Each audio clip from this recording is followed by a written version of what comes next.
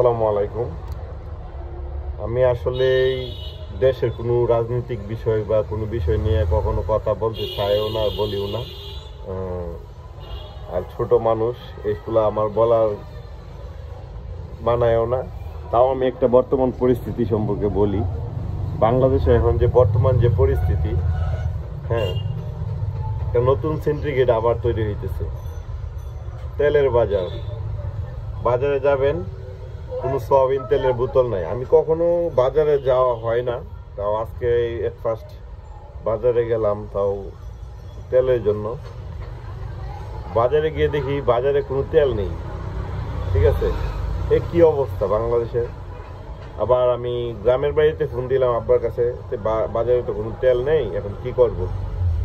Soybean তেলের কোনো বোতল জাতীয় যে তেলগুলা, সোডা তেলগুলা পাওয়া যাইতেছে, কিন্তু বোতল জাত যে তেলগুলা এগুলা পাওয়া যাইতেছে না। তো আব্বার ফোন দেওয়ার পরে বলতেছে ওইখানেও নাকি তেল নেই। তার মানে গোটা বাংলাদেশে এখন সয়াবিন তেলের একটা সিন্ডিকেট তৈরি হয়ে গেছে অলরেডি। হ্যাঁ, কি অবস্থা বাংলাদেশের চুর চেষ্টা গুলা ঠিকই থাইকা যায়, সব চলে যায়। বড় বড় চুর বাটপা যেগুলো আছে এগুলা চলে যায়, কিন্তু এই যে কিছু চুর আছে যেগুলা সিন্ডিকেট তৈরি করে, এইগুলা ঠিকই বাংলাদেশে থেকে যাইতেছে। হ্যাঁ, আসলে আমরা কি করব এখন, কিছু করার নাই। এই দেশে জন্মাইছি, চাইলেও পারবো না যে এই দেশ ছাইরা অন্য দেশে চলে যাইব, তাও সম্ভব না। আর অন্য দেশে কি যাবো, সারা বিশ্বে এখন একই অবস্থা। আর বর্তমানে যে অবস্থা, সিন্ডিকেট, আলুর সিন্ডিকেট, তেলের সিন্ডিকেট, একটার পরে একটা মানে সমস্যা, ওরা ক্রাইসিস তৈরি করতেছে। হ্যাঁ, মানে এটাই মনে হয় একটা নতুন ধান্দার সিস্টেম। ভালো ব্যবসায়ীরা এখন নতুন নতুন রূপে ব্যবসা করতেছে, মাল কিনতেছে, মাল কিনা মজুত করতেছে। মজুত করা তো ইসলামেও নিষেধ। হ্যাঁ, তারা লাভ করুক, লাভ করবে নাকি, লাভ করবে, ব্যবসা করবে, খরচ আছে, মানুষের লাভ করবে, তাদের অনেক বিষয় আছে। তারা সীমিত পরিসরে লাভ করুক, যে তারা তাদের লাভে যদি লাভ করে তাও পুষায় না। যে এখন তেল আসাই বন্ধ করে দিয়েছে।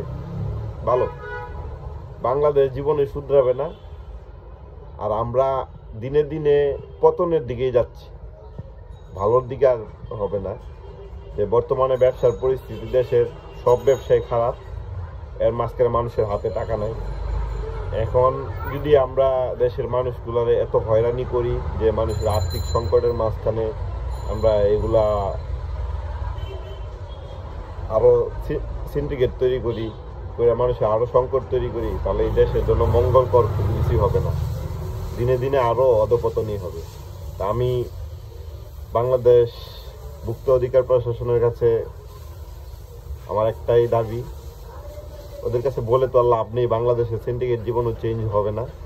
যে এগুলা বন্ধ করুন, খুব শীঘ্রই বন্ধ করুন, মানুষের এই হেনস্থা থেকে মুক্তি দেন। আর না হলে একটা কাজ করেন, বাংলাদেশের মানুষের সবাই না খায়, একবারে বিষ খাওয়ায় মেরে ফেলেন, এটাই সবচেয়ে ভালো হয়।